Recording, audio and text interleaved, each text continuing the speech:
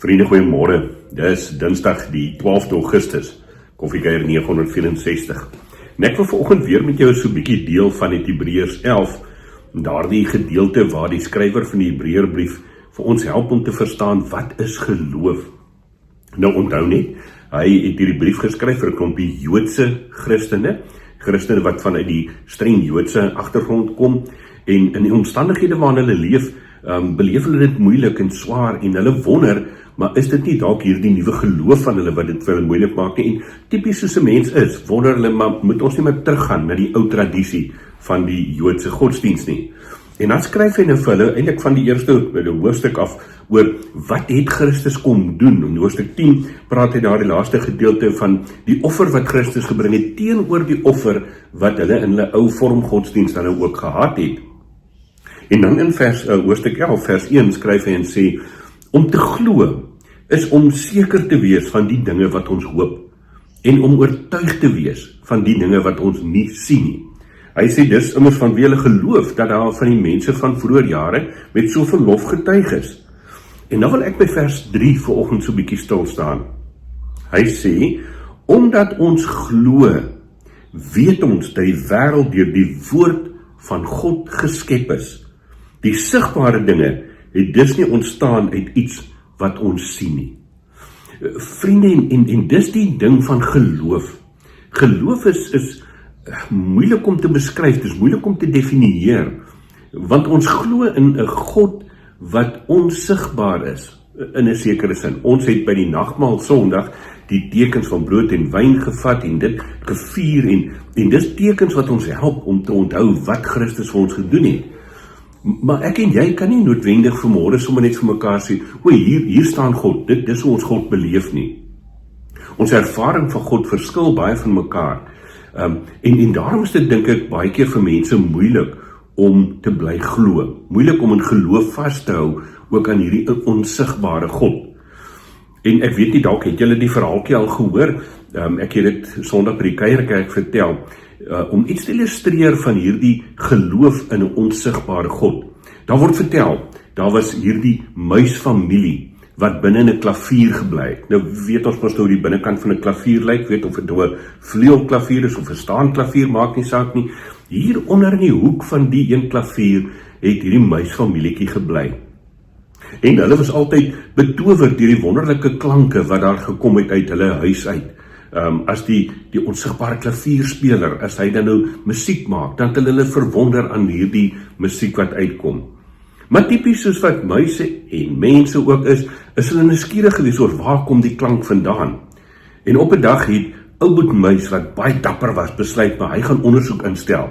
En hy het dit so 'n bietjie verder gewaag as daardie stukkie nes van hulle hier onder in die klavier, en hy kom toe op hierdie goed wat soos hamertjies lyk, wat so tik teen snaakse goed maak, en hy is terug huis toe, en hy vertel van, hy het nou uitgevind, dis nie 'n onsigbare klank wat sommer net voorkom nie, dis hierdie hamertjies wat die klank veroorsaak.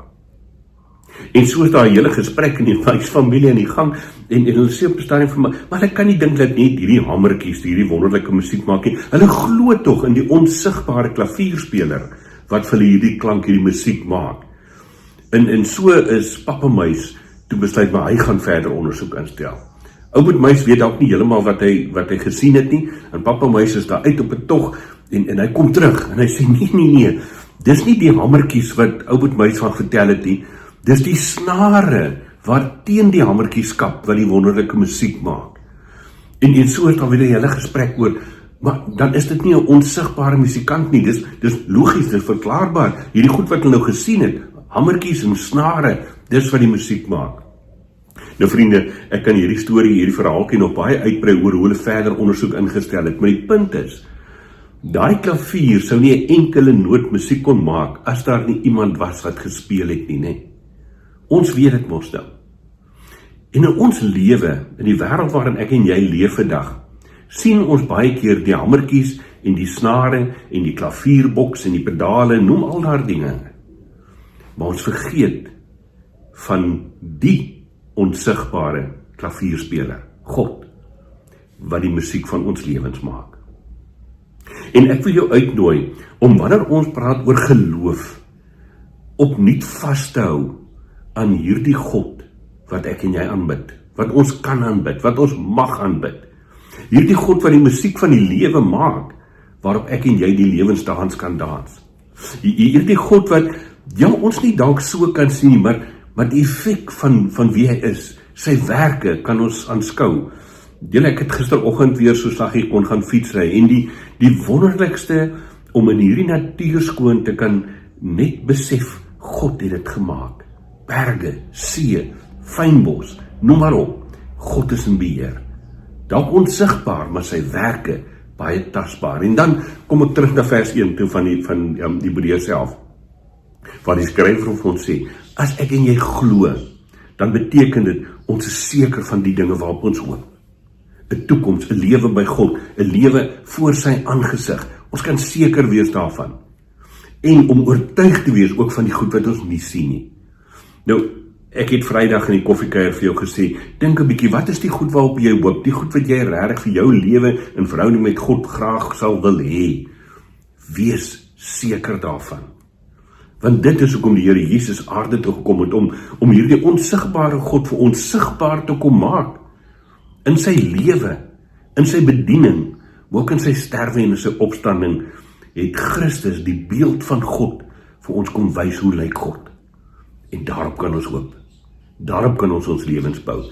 Dis geloof, om ten spyte van die omstandighede, ten spyte van die werklikheid wat ons dalk beleef en op 'n manier kan sê, maar ons kan dit verklaar. Om te sê, ek glo in God, drie enig, wat ook my lewensmusiek aan die gang hou. Kom ons sit so, dan bid ons saam volgende. Here, baie dankie dat ons op die maat van u musiek in hierdie lewe mag dans. Dankie Here dat ons dit kan hoor en ons kan nie noodwendig altyd u self sien nie, maar ons kan sien wat u doen in ons lewens, en hoe u betrokke is by ons in ons lewens, en hoe u ons gebruik ook om in ander mense se lewens betrokke te wees. En daarom, Vader, wil ons vanmôre opnuut verklaar, ons glo. Ja, ons sukkel partykeer, ons wonder partykeer, ons twyfel soms, maar ons glo, want ons geloof is nie in onsself geanker nie, maar in u, wat dit vir ons moontlik maak. Daarom wil ons saam met die Hebreërs skrywer vanoggend sê, Here, ons is seker van die dinge waarop ons hoop, 'n lewe by u, 'n lewe in u teenwoordigheid, ons is seker daarvan. En ons is ook oortuig van die onsigbare waartoe ons roep, om ook deel te wees in hierdie lewe en in die lewe hierna. Ons glo, Here Jesus. Ons glo, Heilige Gees, dat u ons begelei ook op hierdie lewenspad, elke dag. En daarom eer ons u vanmôre ook. Amen. Vriende, mag ek en jy met geloof elke dag vorentoe tree gee. Mag ons die musiek hoor van die onsigbare klavierspeler en weet, hy is daar. Hy is voor ons uit. Hy roep ons om deel te raak ook van sy bediening in hierdie lewe hier op aarde. Geniet jou koffie, geniet jou Dinsdag, ons gesels Vrydag weer oor die volgende gedeelte in die Hebreërbrief. Mooi loop.